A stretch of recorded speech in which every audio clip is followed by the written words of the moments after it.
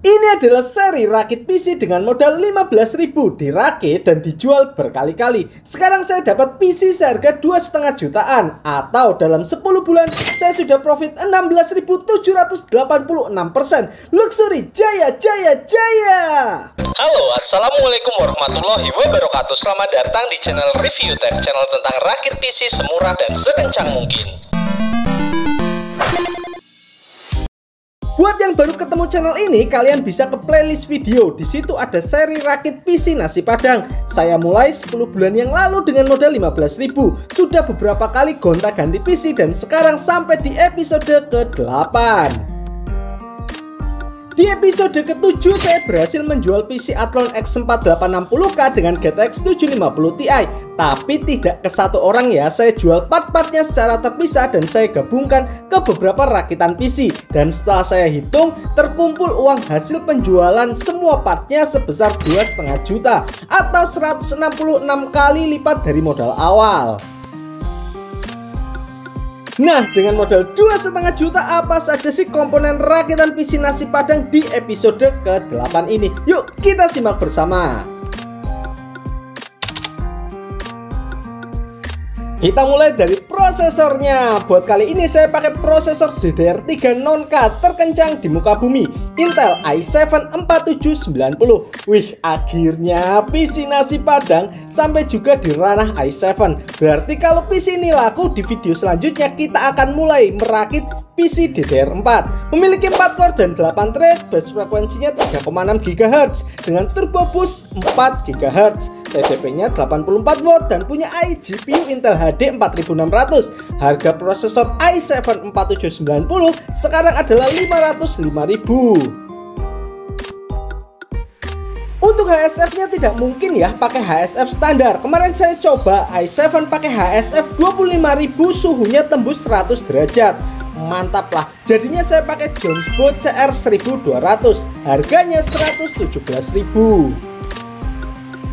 Part selanjutnya motherboard. Pakai motherboard baru dari Faro B85 yang ada slot NVMe-nya. Ada beberapa varian motherboard LGA 1150 baru di pasaran, tapi saya milih dari Faro karena chipsetnya B85. Yang lain chipsetnya H81. Sudah ada USB 3.0 di depan, di belakangnya outputnya ada VGA dan HDMI, dan juga ada 2 USB 3.0. Harga motherboard ini di pasaran adalah 349.000.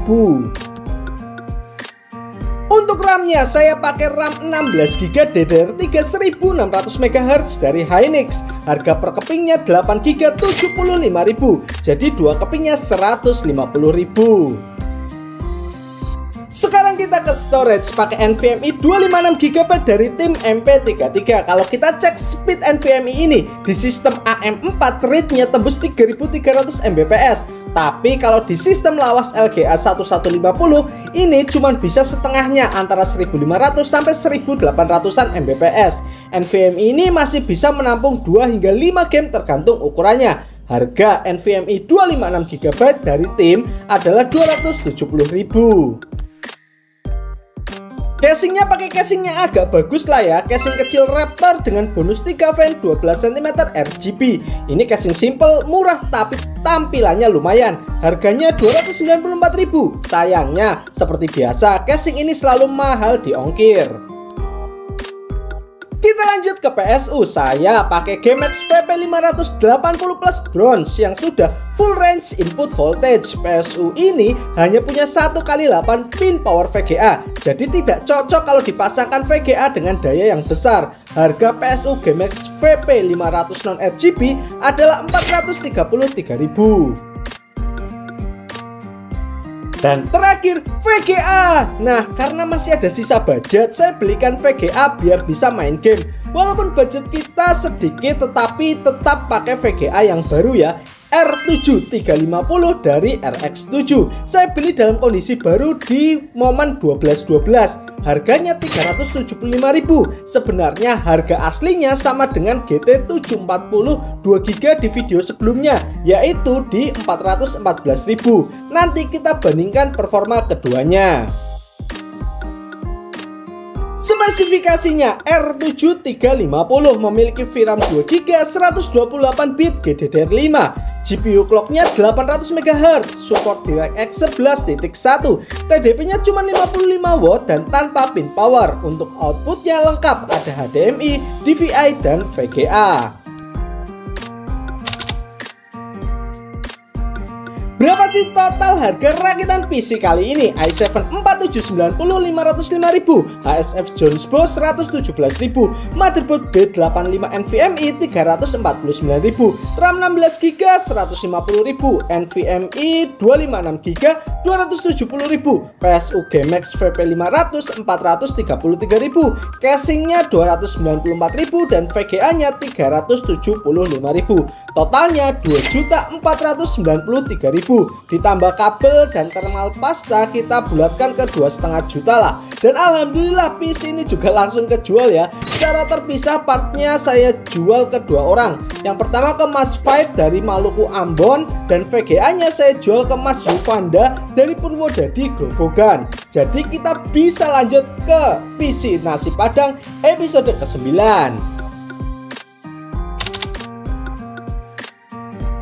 Apakah PC kali ini hemat daya? Yuk kita cek. Ketika idle dengan casing 3 fan cuman menyerap daya 44 watt, dan ketika full load gaming, PC ini menyerap daya 104 watt. Ini masuk kriteria PC hemat daya dan aman untuk rumah 450 VA.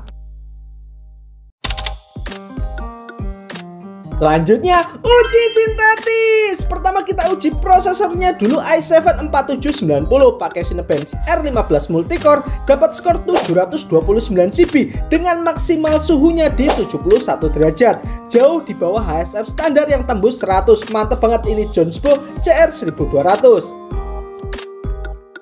Selanjutnya kita uji GPU-nya pakai Unigine Heaven di setting 900 pilo, dapat skor 1562 dan suhu maksimalnya di 59 derajat Celcius. Selanjutnya kita uji lagi R7 350 dengan 3D Mark Firestrike di 1080p, dapat grafik skor 2516. Sedangkan kemarin GT 740 yang harganya sama persis dapat grafik skor yang sedikit lebih rendah di 2111. Terakhir, uji gaming. Seperti biasa kita akan uji di 10 game, dan saya akan sedikit membandingkan performa gaming antara R7 350 dan GT 740 di beberapa game, karena kedua VGA ini harganya identik dan sama persis. Walaupun sebenarnya sedikit tidak fair karena R7 350-nya pakai i7 Gen 4 sedangkan GT 740 pakai i3 Gen 4. Tapi ya kita bandingkan saja ya. Kita mulai dari game yang pertama di PES 2021 di setting 1080p medium, dapat FPS 46 sampai 49, lumayan stabil FPS-nya. Sedangkan kemarin GT 740 dengan i3 dapat 30-an FPS di setting 900 pilo.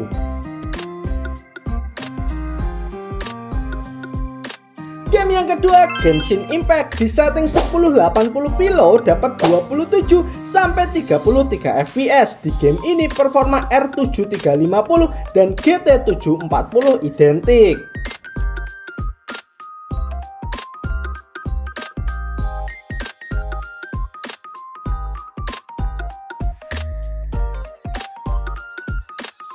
Game selanjutnya Dota 2 di setting 1080p fastest, ketika laning dapat 100-an FPS dan ketika war turun ke 60-an FPS. Ini game CPU bone ya, jadi FPS-nya sangat terbantu ketika kita pakai prosesor i7. Sedangkan kemarin i3 dan GT 740 cuman dapat FPS setengahnya.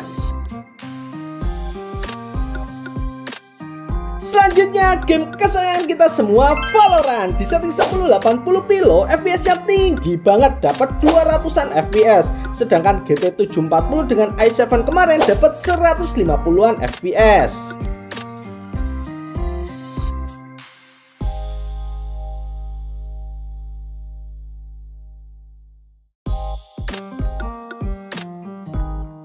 Selanjutnya GTA 5 offline setting 1080p normal. Nah, di game ini malah agak lucu ya. R7 350 dan i7 cuman dapat FPS 30-an, sedangkan i3 dan GT 740 malah dapat FPS 60-an.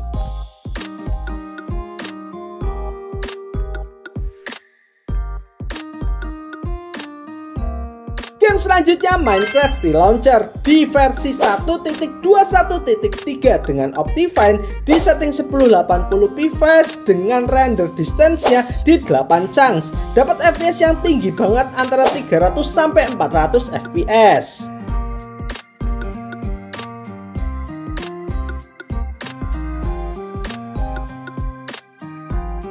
Game selanjutnya, game yang ketujuh, WoW.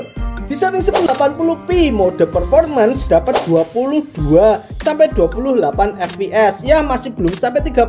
Tapi kalau kalian mau lebih tinggi lagi fps-nya, sebaiknya main di 900p atau 768p.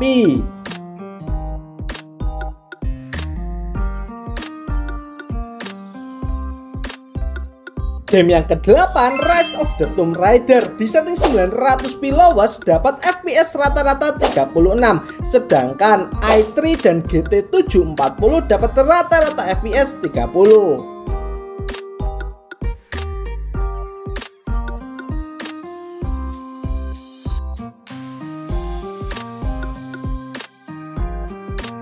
Game yang ke-9, Far Cry New Dawn di setting 720p low dapat FPS rata-rata 35, sedangkan i3 Gen 4 dan GT 740 dapat rata-rata FPS 30.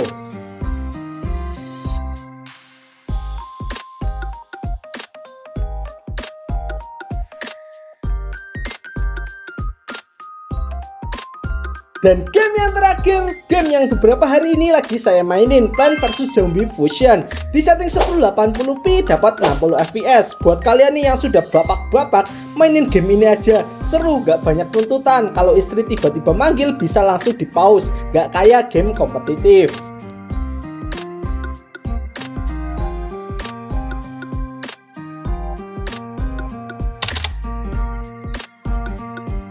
Kesimpulan, saya akan membagi kesimpulan video kali ini dalam dua part. Yang pertama, saya akan membandingkan antara R7 350 dan GT 740. Secara FPS, performa R7 350 masih lebih baik dibandingkan GT 740, kecuali sih di game GTA 5 ya.